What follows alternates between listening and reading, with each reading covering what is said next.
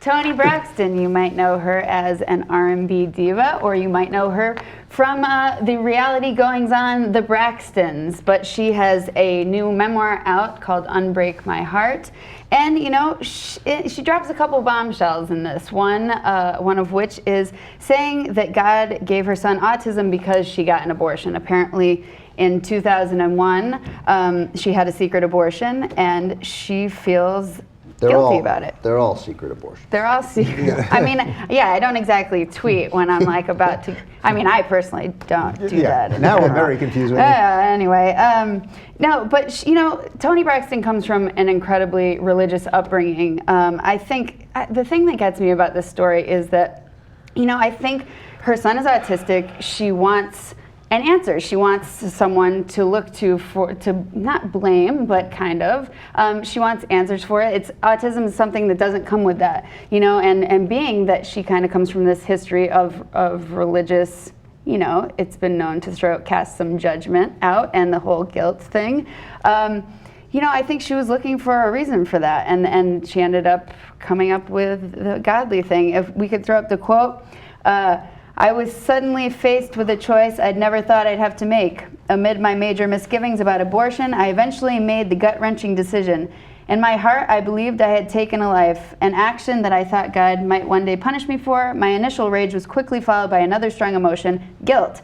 I knew I'd taken a life. I believed God's payback was to give my son autism. Wow. Yeah. What a horribly depressing state of existence people that buy into this religious stuff live in. That they, not only she had to make the gut-wrenching choice to have the abortion in the first place, but then she believes that her next child has an affliction because of what she did. It's actually so deranged. I mean, is there any scientific evidence? I'm not a scientist, as I often say on the show. Is there any evidence that that's even remotely possible? No. There's no connection between whether you've had an abortion in the past and whether your kid is autistic. And of course, there's also no connection, which she suggested at one point, that it might be the vaccinations actively, and it's crucial that people understand this, that there's no connection between being vaccinated for measles, mumps, and rubella, or any other vaccinations that children in America get, as we've worked so hard to eradicate diseases, that also does not lead to abortion, no matter what television hosts might say. Right. There's no proven facts as of yet, but you know the thing. Well, just for the record, there are proven facts the other way. I mean, there is proof the other way. Like, yes, I suppose in the future maybe we'll learn something new, but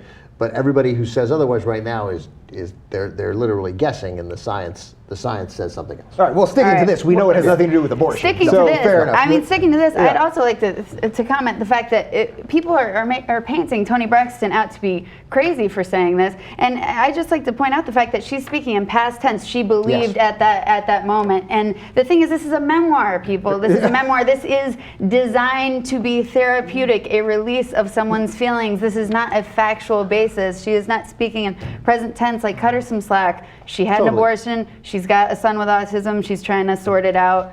And she said, I believed God's payback. And now, which makes it significantly better for her, I hope, as she sort of tries to, you know, as she seems to be sort of confronting this in a much more positive way. Now she had an interview with People magazine where she said the exact opposite. Do we have that quote? Yeah, she said, I thought I was being punished for having an abortion, but I realized there is nothing wrong with my baby. He just learns differently, which is 100% true. Right, so this ends up being a good story, but I was thinking, you know, if that part hadn't come around, if she hadn't had the change of heart or change of mind, and still believed it, also think about her son. The child with autism grows up. Now he's 20 years old. Right. Maybe he has some understanding of what she said. Sure, what a horrible existence for him. Yeah. You know, like, so this does come around nicely, but it would have been terrible. And also, as you know, I don't know. I'm not a religious man, but I mean, it would prompt the question of what kind of a God would punish your next son for your sin. Yeah. You know. So,